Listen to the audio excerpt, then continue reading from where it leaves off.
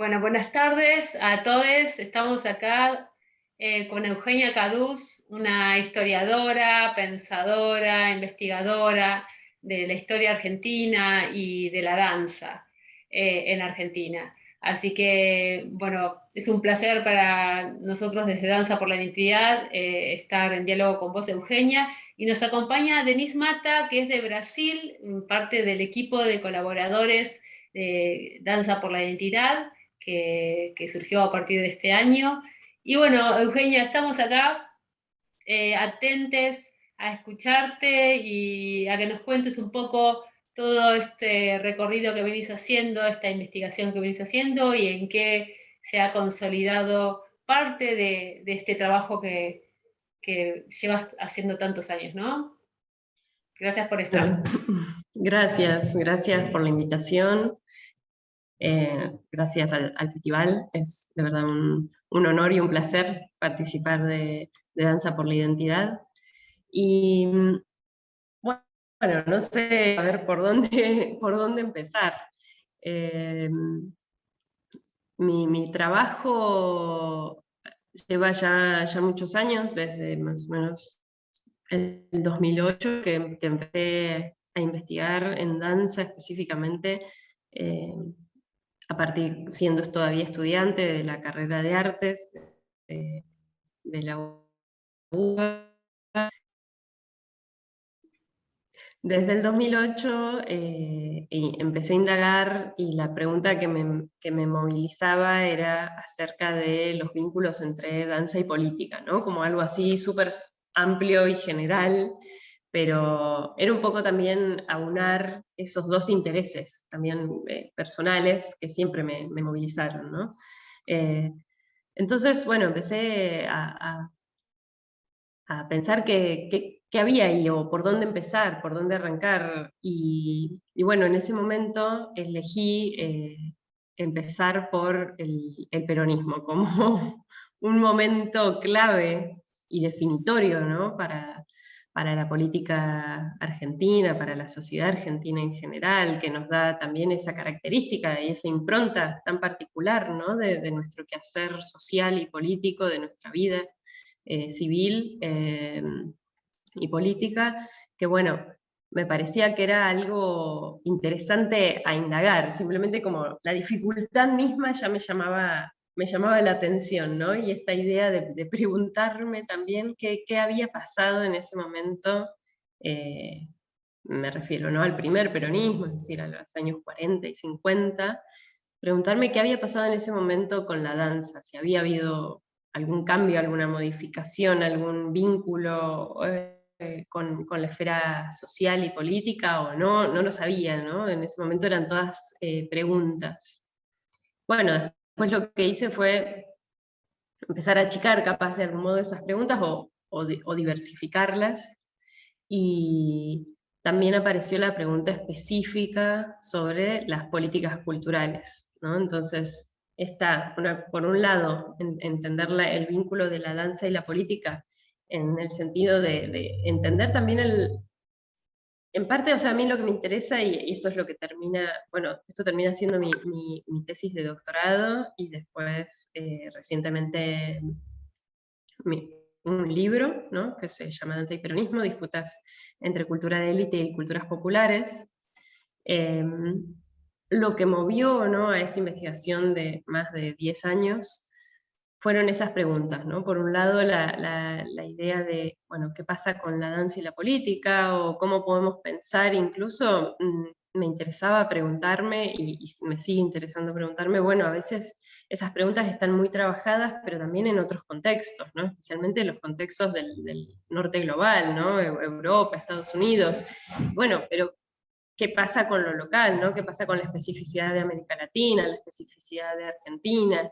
Entonces, me interesa también poder no trasplantar esos conceptos, sino poder pensar en la praxis local, ¿no? En la empiria también, de qué es lo que pasó.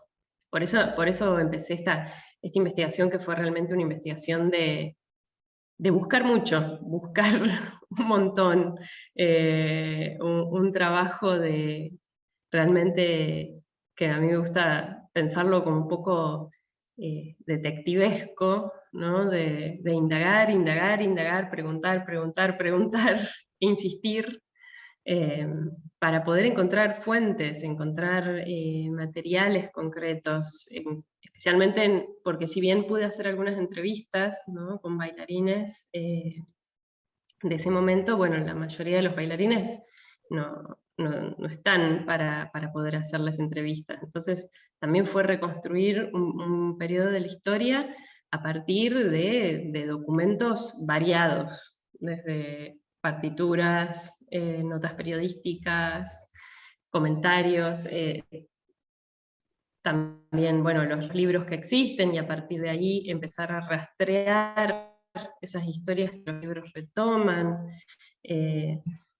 Así que bueno, filmaciones tampoco hay muchas, ¿no? Yo lo que trabajo en general respecto a filmaciones, y en el libro está, es un capítulo directamente sobre las películas que hay de la época que retratan a la danza, que la verdad son un montón, y eso me llamaba mucho la atención también, la cantidad de películas que incluían a la danza de un modo muy significativo, no sé, películas que incluyen de 10, 15 minutos solo de danza, donde es como ver una pequeña obra, ¿no?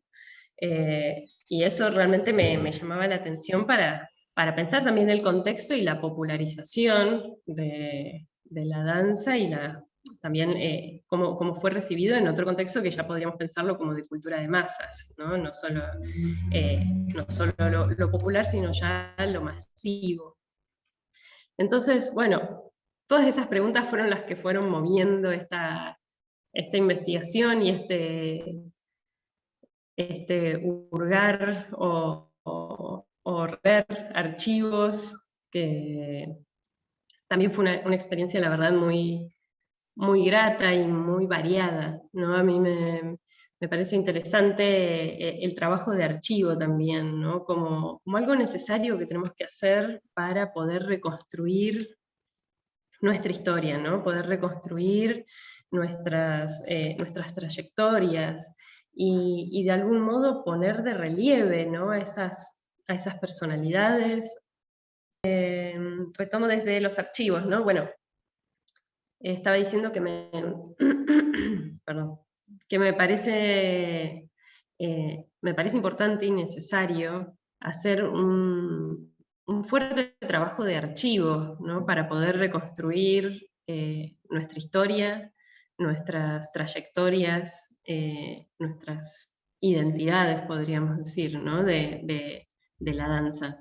Y porque si no también estamos siempre o importando de algún modo conceptos, nociones, y aplicándolas a nuestro contexto, lo cual yo pienso que es una práctica colonialista, ¿no?, del conocimiento, o estamos, sino, bueno, retomando solo una historia que podríamos pensar como, bueno, la historia oficial, ¿no?, la historia de la hegemonía, la historia que se ha mantenido en el tiempo, y como sabemos, ¿no?, esa historia la escriben algunos, ¿no? Y digo algunos también a propósito en masculino. Entonces, esta historia de héroes o de monumentos, me parece que es importante también socavarla a partir de nuevas fuentes, ¿no?, a partir de la inclusión de nuevos materiales que realmente puedan discutir con eso. Y ahí, bueno, me inserté en un montón de años que por suerte también pude hacerlo full time, en dedicación completa, gracias a una beca del CONICET. Entonces pude dedicarme durante 5 años de lleno a investigar, a buscar en los archivos, y fui pasando por momentos muy variados, desde, bueno, ir a archivos institucionales, como, bueno, bibliotecas, hemerotecas, que ya conocemos, los archivos de los teatros oficiales, que también fue complicado por cuestiones políticas y contextuales, ¿no? El archivo del Teatro Colón no pude acceder sino hasta ya casi terminando la tesis, por ejemplo, porque, bueno, estaba estaba cerrado, pero sí pude acceder a otros archivos de otros teatros. También ahí aparecen las cuestiones como, no solo metodológicas, sino como de nuestras propias políticas, ¿no? Y de las dificultades de conservación que hay, de los documentos.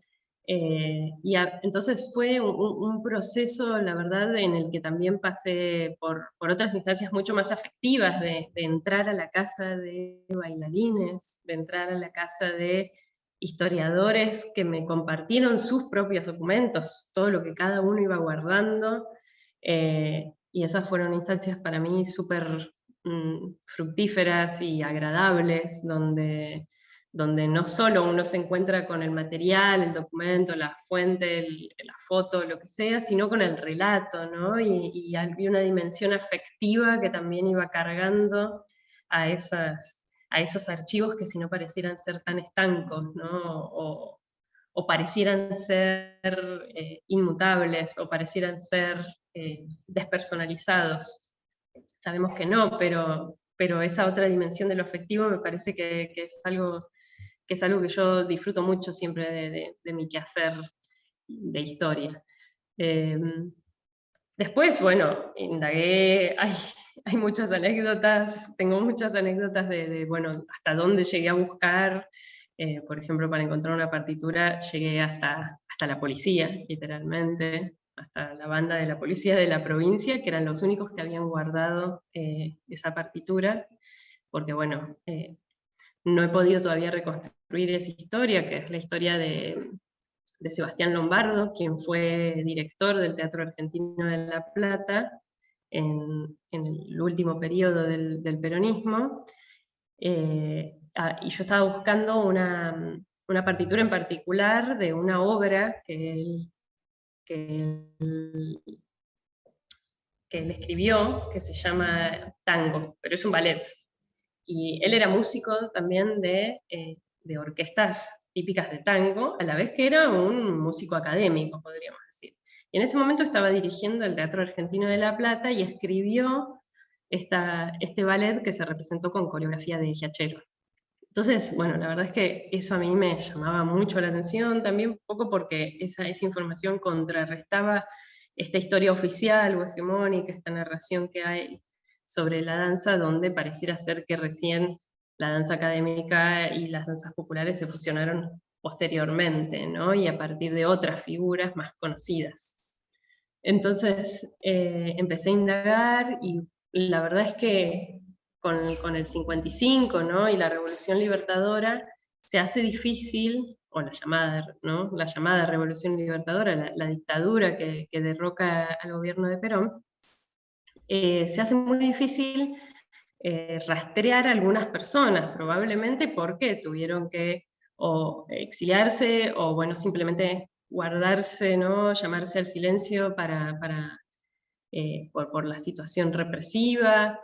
También sabemos, ¿no? por otras historias y demás, que había algunos artistas o algunos funcionarios, por ejemplo, del gobierno, que a veces los hacían ir todos los días a la comisaría, los tenían presos por un tiempo, salían, o sea, como que es una situación, es un momento muy, muy complejo y difícil, donde pierdo el rastro a veces de algunos agentes. Y eso me pasaba con Lombardo, no lo encontraba después de eso. Hasta que, bueno, un día, buscando y buscando, lo que encontré es que él en los 60 había dirigido la banda de la policía de la provincia de Buenos Aires. Y aparentemente él ahí terminó su carrera. Entonces dejó todo su material, todas sus partituras y demás, en esa institución. Y bueno, fue así como yo pude llegar a esas partituras, que en realidad después tampoco eran partituras completas, sino partichelas. Y bueno, tuve que, gracias a un amigo músico también pude escuchar cómo sonaba eso, porque hizo un trabajo de reconstrucción digital de las partichelas. Y bueno, esa es una anécdota dentro de toda esta búsqueda, pero que tiene que ver con por un trabajo que realmente creo necesario, no solo respecto a mí, sino a lo que creo que hay que hacer, ¿no? Hay muchísimo trabajo por hacer todavía para poder hablar realmente de nuestra historia, o nuestras historias en realidad, ¿no? Diversificando y ampliando este espectro que tenemos construido de algunos monumentos o algunos héroes, y bueno, ¿cuáles son las historias de nuestras danzas, ¿no? Me parece interesante esto, Euge, que a partir de, bueno, de estas experiencias que fuiste teniendo en esta idea de ir reconstruyendo la historia de la danza, la historia de políticas culturales, te encontraste con que hay momentos que ha desaparecido ese material, ¿no? Y pienso, dijiste, nosotros, este cruce de estéticas, del lenguaje de la danza, no comenzó ahora, sino que comenzó mucho antes. Sí, pero creo que la dictadura militar se encargó de que esa hegemonía que trataba de instalar, que siempre trataron de sostener cierto grupo, ¿sí? La burguesía, la élite, donde la danza clásica tal cual viene de esa Europa de ese tiempo, además, porque hoy tenemos una Europa muy diferente. Entonces, como esa herramienta que tenía la burguesía y la élite, ¿no es cierto?, que decía, esto nos pertenece, este tipo de lenguaje clásico, para diferenciarse de otras clases sociales, ¿no? Como parte de sus costumbres, y al seguir surgiendo estos cruces de estéticas de lenguaje que tenían que ver con estos cruces de identidades propios de nuestra nación, porque somos provenimos de millones de lugares, hay una identidad que estaba presente en nuestra tierra. ¿Y cómo aparece la dictadura a borrar eso? Entonces, borramos eso para seguir aplicando este concepto hegemónico de que debe ser así, de que las cosas deben ser de esta manera y no de otra.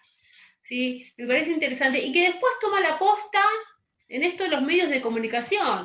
Bueno, con la dictadura borraron un montón de historia, y cuando eso ya no puede funcionar más, porque además hay, de cara al mundo, ya no puede suceder más las dictaduras militares con secuestros, con desapariciones, todo, se implementa, ¿sí?, los medios de comunicación como forma de transmitir un modelo cultural hegemónico que se instale en las mentes de las personas. Y nada, esto, creo que este trabajo de reconstruir nuestra identidad, que es diversa también, que habla de cruces, de estéticas, de lenguaje, dentro del campo de la danza, para no abrirnos tanto, me parece que es muy interesante y que se ve claro a partir de estas experiencias que vos tenés, de tratar de reconstruir material para poder armar un trabajo, y que tan difícil te ha resultado, y que también, bueno, creo que también es una invitación a aquellas personas que tienen algún tipo de registro de este tipo, para que te lo puedan acercar, para que entiendan ese valor que tienen, ¿no? Sí, sí, tal cual. Para mí fue un trabajo en ese sentido doble, primero de búsqueda y después de puesta en valor, por esto que vos decís, porque estas historias también han sido invisibilizadas, ¿no? Silenciadas, estos cuerpos han sido como tapados, ocultados. Y en ese sentido hay todavía muchísimo por hacer. A mí me interesa como ese eje, ¿no?, entre, bueno, las disputas entre cultura de élite y culturas populares, porque creo que es un eje que de algún modo funciona para entender diferentes procesos políticos y sociales, también en relación a la danza, y poder entender también las disputas internas dentro de la propia práctica, ¿no?, que se van dando.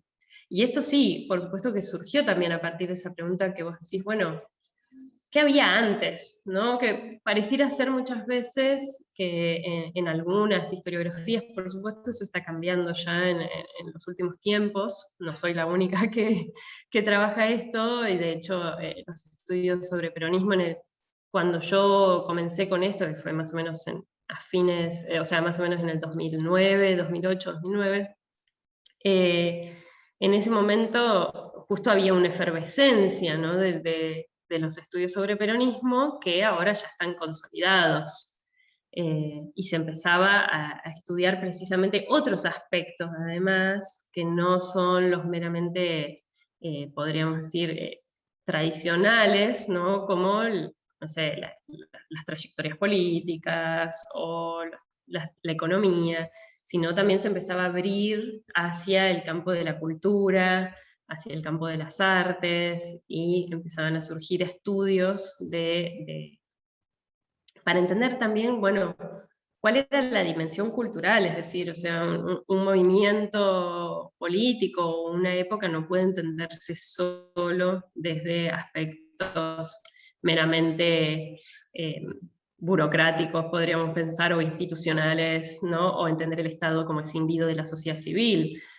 Todos los procesos son procesos culturales también, o por lo menos eso es como a mí me interesa entenderlos también en una perspectiva gramsciana, ¿no? de la política y de la historia.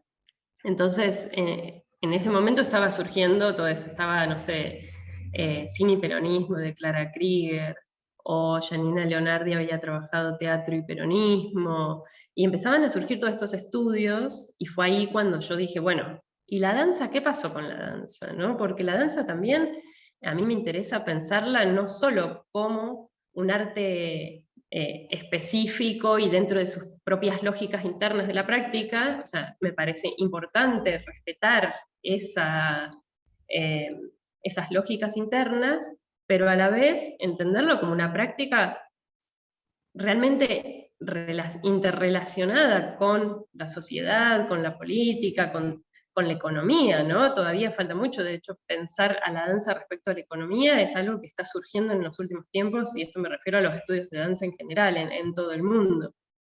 Y me interesaba pensar también ese vínculo de la danza y el Estado, ¿no? La danza y el Estado y las políticas culturales en particular, como un articulador, ¿no?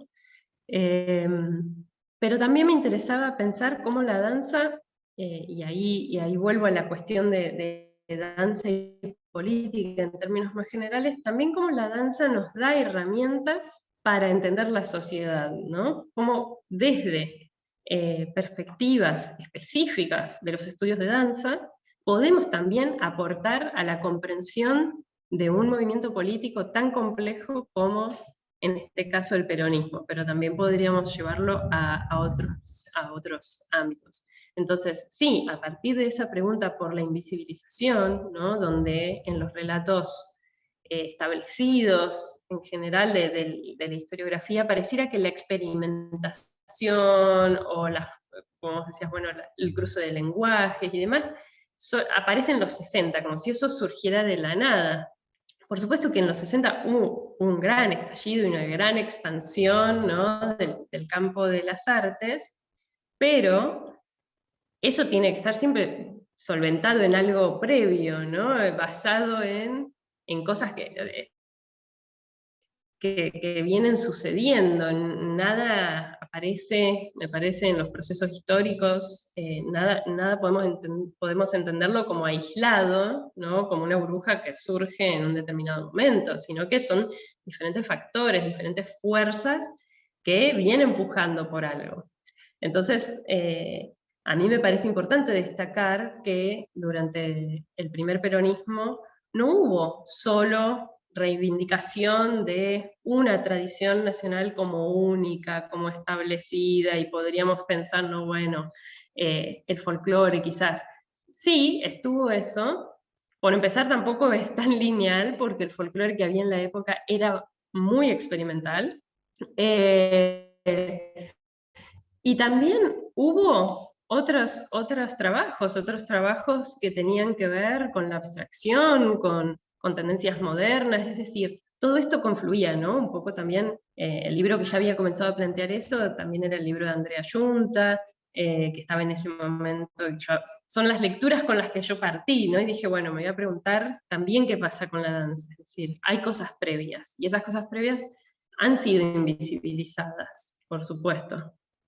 Y en este sentido me sirve también pensar estas disputas entre cultura de élite y culturas populares como como hipótesis, ¿no? Hipótesis también de trabajo para pensar por qué han sido invisibilizados todos esos procesos y o sea, y ponerlos en valor, ¿no? Ponerlos en valor, difundirlos, darles voz, darles cuerpo. Para mí eso era muy importante y por eso quizás, bueno, en el libro hay como pasajes también descriptivos, o intento reconstruir de un modo descriptivo y creativo cómo se movían, cómo bailaban, qué sucedía en escena y qué sucedía por fuera de la escena, como un intento de, de eso, de traerlos, de hacerlos presentes en la historia, hacer presentes estas trayectorias, estas experimentaciones y demostrar de algún modo que esta historia es muchísimo más amplia,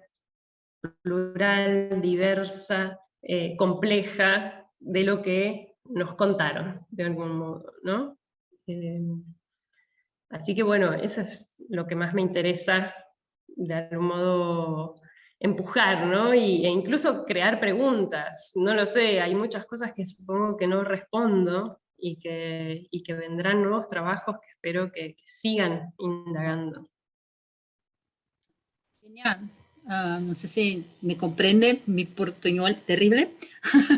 Bueno, yo quería hacer dos paralelos distintos, pero que tiene a ver para después hacer una pregunta. Es que acá en Brasil esta semana, el ministro que comanda el Ejército, Marina y Aeronáutica dice que Brasil no tenía una dictadura. Loco. Dice que solamente un régimen más severo, pero no es dictadura, solo en su cabeza. En fin, y una otra cosa, porque millones de artistas, no solamente de la danza,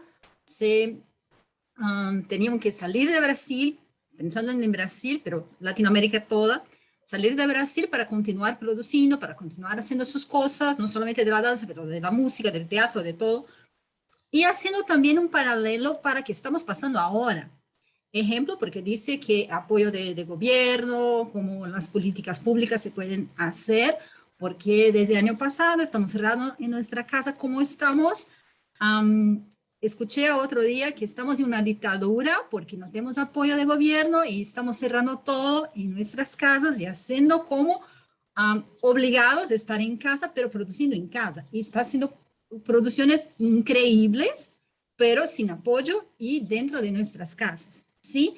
Entonces quería saber qué piensa de este paralelo loco de la historia que se pasó en toda Latinoamérica con dictaduras, con gobiernos más severos y todo más. Con esto que habló Yamila, que son personas que estaban invisibles porque solamente tenían visibilidad afuera, principalmente de Brasil, porque no estaba en Brasil, estaban afuera, y el que estamos pasando ahora.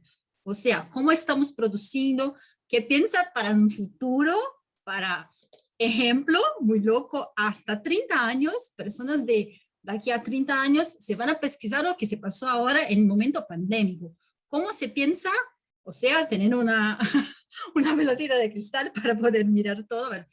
Un pensamiento loco, pero es importante pensar que piensa que cómo sería una persona haciendo historia hasta 30 años, pensando que cómo el cuerpo pandémico sería el cuerpo que está cerrado, no es una dictadura de política, pero es una dictadura de una pandemia que cerramos y producimos arte. O sea, jugué el pasado, el presente y el futuro para ti, una gran pregunta y no sé, ¿qué piensa o sea, porque algo sé pensar también, porque o que estamos haciendo ahora se va a refletir lo que vamos a hacer después de la pandemia. Entonces, algo que está me dejando con muchos puntitos de interrogaciones en la cabeza y bueno, haciendo esta pregunta de Yamila, que cómo ser invisible y visible, principalmente en el mundo conectado y pensar en pasado, presente y futuro. O sea, una pregunta muy loca. Bueno, no sé, voy a intentar responder algo, u opinar más bien. Es complejo. A mí, en general, creo que me gusta la historia precisamente porque me gusta la parte de hurgar, de indagar, de sacar, de revelar cosas nuevas, o desconocidas, o quizás conocidas pero poco conocidas profundamente, ¿no? No es que todos los nombres que yo menciono son nombres desconocidos para la historia, pero quizás sí se les ha dado poca importancia. Y yo creo que eso hoy en día, con la cantidad de información que hay, creo que eso se va a dificultar más para los historiadores, les historiadores del futuro. Creo que va a ser más difícil jerarquizar la información, ¿no? Y poder comprender, no porque esas cosas no sucedieran antes, por ejemplo, o sea, yo me encontré trabajando, por ejemplo, durante, o sea, sí, ya el final de mi beca doctoral, por ejemplo, fue durante el macrismo, ¿no? Y ya estaba el discurso este de, bueno, toda la culpa es del pasado, ¿no? Toda la culpa es del gobierno anterior y no podemos salir.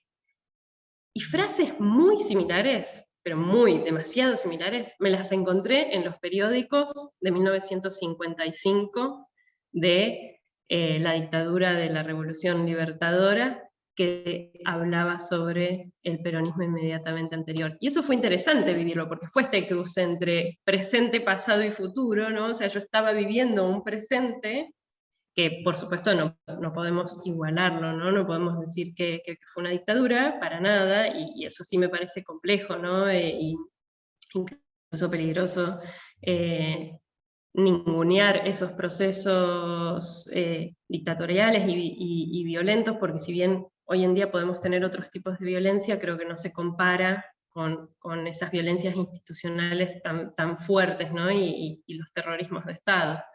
Entonces, me parece importante salvar las distancias, pero respecto a esto, por ejemplo, a cómo jerarquizar la información, ¿no? Las fake news que ahora estamos tan acostumbrados y que pareciera ser todo un invento, ¿no? Pareciera que es todo nuevo del contexto actual.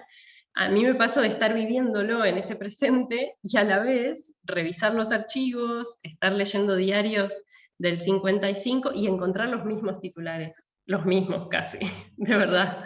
Debería buscarlos para poder ser más precisa, pero realmente me asombraba los paralelismos, ¿no? Y los diferentes ciclos, las crisis de la historia. Entonces, siempre me parece importante eso, me parece importante que revisar el pasado también para poder repensar el presente. No sé si comprenderlo mejor, pero sí repensarlo, o por lo menos tener otras aristas, otras voces, que no necesariamente son estas las que nos contaron o las de un relato establecido. Creo que eso para el futuro va a ser más complejo precisamente por la diversificación, democratización y masificación, creo yo, de... ¿Se me cortó? No, perdón, bueno, retomo. Creo que eso va a ser más difícil para el futuro por la democratización y masificación que ha permitido la era digital, ¿no? Y la constante creación de archivos, de cientos y miles de videos, drives, blogs, publicaciones de otro tipo. Por supuesto, esto lo que ha hecho, creo, es ampliar el panorama, ampliar la cantidad de voces que hay, pero bueno, para los historiadores del futuro les deseo mucha suerte porque va a ser mucho más difícil, creo, ordenar ese material, o jerarquizar esa información y comprender que estos procesos también están insertos en una historia mucho más larga, en una historia mucho más compleja también. Habrá que ver, no lo sé, no sé cómo va a ser, pero sí se me hace que puede llegar a ser un poco más complejo, como seguramente es más complejo, no sé, o eso pensaron cuando se creó la radio, cuando se creó la televisión, también vemos que después lo que subsiste realmente es poco. Siempre nos va a ser poco por diferentes motivos, ¿no? Pero bueno, sí me parece interesante encontrar también esos hilos de los cuales tirar para poder desentrañar algunas aristas nuevas, algunas perspectivas diferentes que no sean necesariamente las establecidas, porque me parece importante incluso rastrear aquellas trayectorias, aquellas estéticas, podríamos pensar, o poéticas, o o artistas que quizás no hicieron, no sé, escuela, no se replican hoy en día, pero el presente no tiene que ser un mero reflejo de ese pasado. A veces incluir voces discontinuadas es importante para entender las complejidades, también para entender las diversidades, para poder insertar otras perspectivas de pensamiento que no son quizás las que tenían hegemonía, ¿no? En un momento determinado.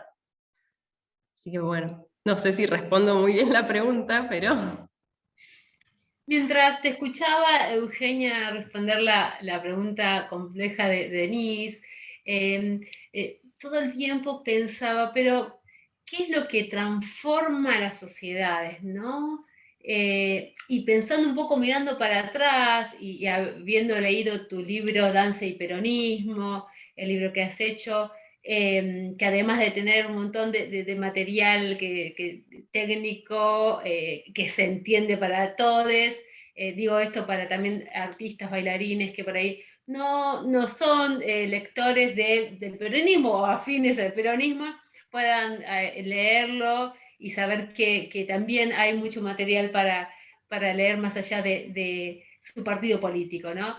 Y entonces pensaba en esto de pasado, presente, futuro, cómo, y volviendo a la idea esta de políticas, a la política cultural, a la danza, que es nuestro tema eje siempre, ¿no? A la identidad, pensaba en esto de lo que ha producido este posicionamiento desde el gobierno peronista, que se ha reflejado en relación a abrir las universidades, a que todos tengan acceso gratuito para formarse, y cómo eso transforma nuestra sociedad y transforma nuestra cultura. Y de la mano de Perón, Domingo Mercante, en la provincia de Buenos Aires, generando instituciones que serían, ¿sí?, escuelas de danza, de ballet, para acceso para todos. Y cómo eso hoy en día hace que aquellas personas que no hubiesen tenido acceso a una formación del arte, ¿no? Hoy son los profesionales que hoy están trabajando, están produciendo. ¿Y qué están produciendo, no? ¿Y qué dice su material? Creo que están muy lejanos a la reproducción. Algunos grupos, obviamente, nada es homogéneo, sí, hay una diversidad muy amplia, pero cómo se están replanteando de qué van a hablar mis obras. Y ahí es el momento donde Danza por la Identidad nos convoca y le dice, buscamos obras de danza que aborden temáticas que tienen que ver con derechos humanos, aborden la cuestión de la mujer, de la discapacidad, de los pueblos originarios, de nuestra identidad, ¿no? Y se invita a ese cruce de lenguajes que pueda ser posible. Entonces, como una política cultural del pasado, histórica, al instalarse, ¿sí?, al dar un envión, hoy podemos estar viviendo. Y creo que por eso es muy importante la posición política de todos, de poder comprender a qué nos ha posibilitado y cómo eso ha transformado nuestra cultura, ha transformado nuestra sociedad. Sí, tal cual. A mí me parece que o sea, más allá la afiliación política que cada uno pueda tener, no podemos negar que el peronismo es un movimiento que marcó nuestra vida social y lo sigue marcando, ¿no? De hecho, y por eso me parece importante conocer, ¿no? Saber, poder entender, y entender las complejidades que supone, que no es algo homogéneo tampoco, ¿no? Por eso también el libro arranca como arranca, ¿no? Y arranca precisamente dando un poco de herramientas al revés, ¿no? Si bien se llama Danza y Peronismo, la introducción arranca con, más bien, son desde la danza cómo podemos pensar el peronismo, ¿no? Que es cómo podemos pensar el 17 de octubre tan abordado por la historiografía, por no sé, las diferentes representaciones y demás en la Argentina, pero que sin embargo la parte de la danza no ha sido, o no había sido abordada hasta el momento, ¿no? Y me interesaba eso, en la introducción también dar claves de cómo con herramientas que vienen de los estudios de danza podemos entender al peronismo, y cómo podemos entender, por ejemplo, esto, por qué son como son nuestras manifestaciones, ¿no? Como, ¿por qué el pueblo argentino siempre ocupa la calle y cómo lo ocupa, ¿no? Eso me parece que tiene que ver con una coreografía también, o lo podemos entender en términos coreográficos y dancísticos. Entonces, en ese sentido, para mí, son las dos cosas, ¿no? Es como, bueno, cómo pensar desde las políticas culturales a la danza, pero también cómo desde la danza poder pensar nuestra política. Entonces creo que es un ida y vuelta en el que por supuesto ahí se va configurando nuestra identidad, o sea, nuestra identidad política y social no es sin el peronismo. Eso, les guste o no les guste, es así. Parte de nuestra complejidad tiene que ver con ese proceso histórico, político y social. Entonces, en ese sentido, me parecía interesante pensar esas herramientas también de la danza para comprenderlo. Pero también al revés, ¿no? Cómo estas políticas culturales, que fue la primera vez, ¿no?, en la historia argentina que se hizo una planificación cultural a nivel estatal y a nivel largo plazo, ¿no? A partir de los planes quinquenales se propone la cultura como un eje más donde el Estado puede legislar más allá de la economía, por ejemplo, o algunas cuestiones sociales, como la vivienda, por ejemplo, que es algo que pareciera ser que es normal, ¿no? O natural, o que el Estado legisle, pero en este momento se planteó realmente a la cultura como un espacio más, donde se podía tener una incidencia con la finalidad, además, de crear una cultura nacional, una identidad nacional, también cultural. Y en ese sentido, estas políticas configuraron a la vez la identidad misma de la práctica dancística en tanto arte, ¿no? Porque también sabemos que la danza en sí misma no es una sola, sino que podríamos entender danzas de distintos modos, con distintas finalidades, con distintas funciones, como, no sé, pueden ser desde rituales, de salud o lo que sea. Bueno, en este caso yo estoy hablando, ¿no?, de la práctica dancística con finalidad artística. Entonces, esta práctica dancística con esa finalidad que podríamos pensar como poética o estética, también se termina de definir en ese momento, a partir de estas pujas, porque hasta ese momento había solo un modo principal de entender, que era más que nada el ballet, ¿no? El ballet en ciertas instituciones oficiales, y un tipo de ballet que era el ballet moderno, traído principalmente por la corriente de los ballets rusos. Sin embargo, es en los 40 cuando ingresan lo que podríamos pensar culturas emergentes, ¿no?, como la danza moderna en sus diferentes aspectos, pero también, porque esta parte es la que capaz todos conocemos, por lo menos todos quienes nos dedicamos a la danza, pero también para mí otra fuerza emergente que se incluye en ese momento y que tiene mucho que ver con las promociones por parte de políticas culturales, es el folclore escenificado, ¿no? Y el folclore no solo representando como representando un momento social, sino el folclore también repensándose a sí mismo, ¿no? Con coreógrafos como Angelita Vélez o Joaquín Pérez Fernández, es realmente un folclore experimental el que hay en ese momento. Y esto sí está hecho al amparo también del Estado, porque Angelita Vélez, por ejemplo, dirige en ese momento, a partir del 46, la dirección folclórica del Teatro Colón, algo que no había existido hasta ese momento y que era impensado, y sigue siendo impensado, ¿no? Porque después eso dejó de funcionar y pareciera ser que ese es un espacio solo dedicado a una danza en particular o una técnica, una estética particular, que es la del ballet, ¿no?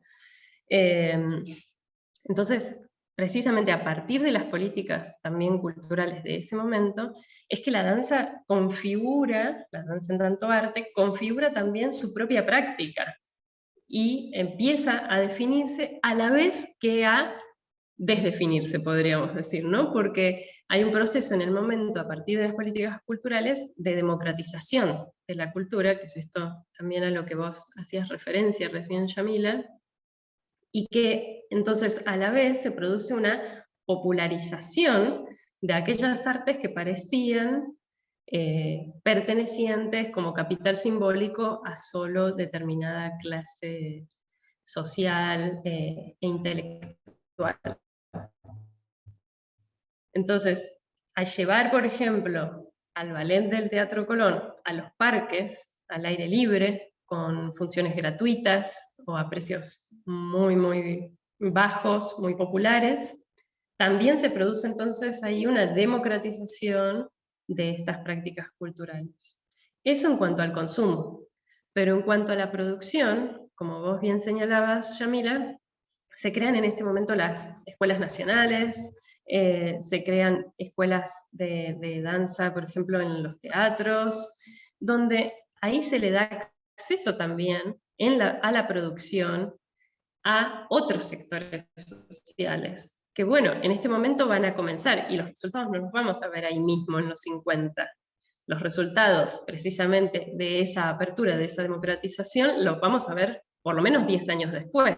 Entonces también la efervescencia de los 60 es producto de estas democratizaciones previas, ¿no? Y a mí me parece interesante también sumar que las políticas culturales de este momento no solo se dedican al eje producción, o sea, obra, ¿no? Y podríamos pensar eso, subsidiar obras, generar espacios para que eso se muestre y demás, y consumo, ¿no? Que es la parte de, bueno, abrir los teatros, masificar el consumo de este arte y demás. Sino que eso es en general, ¿no? Las políticas culturales en general las vemos así, las políticas especialmente de fomento, de subsidios, tienden a articular esos dos ejes. Pero en este momento me parece importante señalar que también se estaban preocupando por los trabajadores, que en general, ¿no? Las políticas a veces culturales dejan muy, muy de lado, ¿no? O sea, sí, se promueve o se fomenta la creación de obras, pero no está contemplado el sueldo, ¿no? Por ejemplo, es un ejemplo demasiado burdo, pero sabemos que es algo que sucede. En este momento también los trabajadores están siendo contemplados por las políticas, ¿no? Precisamente en esta creación e inserción de nuevos, formarse, y formarse sabiendo que eso que hacen es un trabajo, ¿no? Formarse sabiendo que el arte también es un trabajo, es un modo que debe ser legislado, respetado, valorado, Y eso es algo que va a haber también en estas políticas. Eso me parece que es importante, ¿no? Va a haber un proyecto, por ejemplo, de un estatuto de un trabajador intelectual. Después no se concreta, pero ese proyecto sigue existiendo y sigue siendo una deuda pendiente, por ejemplo, en la Argentina, para todos los artistas o todos los trabajadores de la intelectualidad. Eso, me parece interesante también pensar como esos tres ejes de las políticas. Eugenia, hay un momento donde, en tu libro donde mencionás el hecho del 17 de octubre, como esa masa de obreros van hacia la plaza, y una parte como coreográfica, haces como una descripción o un paralelismo, bueno. Te cuento desde Danza por la Identidad, obviamente, desde abuelas, madres, ¿no? La vez pasada, el mes pasado estuvimos en charla con Estela de Carlotto, y en esa construcción algo nos fuimos dando cuenta, ¿no? Y se lo comentaba a Estela, que esa marcha, esa ronda alrededor, ¿no? En la Plaza de Mayo, que era, bueno, forzada porque nadie se podía detener, porque no podría haber un tumulto de gente, porque con los caballos los militares las empujaban para que se muevan permanentemente, se fue gestando esa ronda tan simbólica que se terminó convirtiendo en un símbolo político, ¿no? Como esa coreografía se termina convirtiendo en un símbolo político. Maravilloso, cuando pudimos como atar todos estos cabos a partir de tu reflexión acerca del 55, del 17 de octubre, sí. Y, y este movimiento de abuelas y esto de la danza en movimiento que construye símbolo, ¿no? Y que construye, y que se participa políticamente a partir de estas cuestiones, me pareció hermoso, y quería ahora hacer mención en esta charla bueno, que hemos organizado desde Danza por la Identidad, y bueno, es maravilloso escucharte, y yo quiero que quisiera, ahora en representación del equipo de Danza por la Identidad, que contagie, que den ganas de leer tu libro, que es una maravilla, y que nos ayuda un montón a comprender muchas cuestiones, cómo la danza no está ajena a, a lo político, ajena a políticas culturales, a la identidad, y a todas esas cuestiones, a la imposición de una hegemonía que viene desde otros lugares. Y bueno, me parece que es maravilloso, bueno, primero escucharte, y también, bueno, compartir acá con la compañera desde Brasil con su mirada. Si quieres podemos ir cerrando con algo que vos quieras decirnos, compartir con todas las personas que de ahora en más puedan ver esta charla como un espacio de construcción de contenidos, ¿no? De archivo también, como decías hoy. Bueno, gracias. Muchas gracias por tus palabras. Sí, creo que eso lo resume bien, ¿no? Lo que vos decías.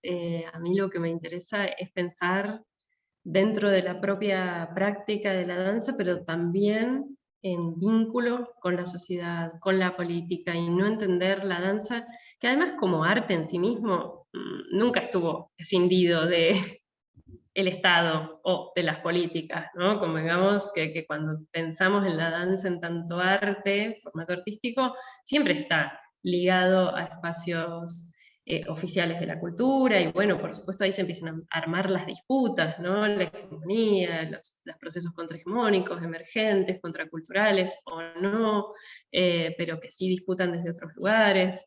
Entonces, me parece que poder entender eso, poder preguntarse sobre esas complejidades es lo que más me interesa. Y después, en cuanto a la danza como herramienta para entender nuestra sociedad, para poder analizar también nuestros movimientos políticos y sociales, me parece sí importante destacar esto que vos señalabas, ¿no? Cómo en la sociedad argentina, en particular, tenemos esta tendencia que es, bueno, salir a la calle, ¿no?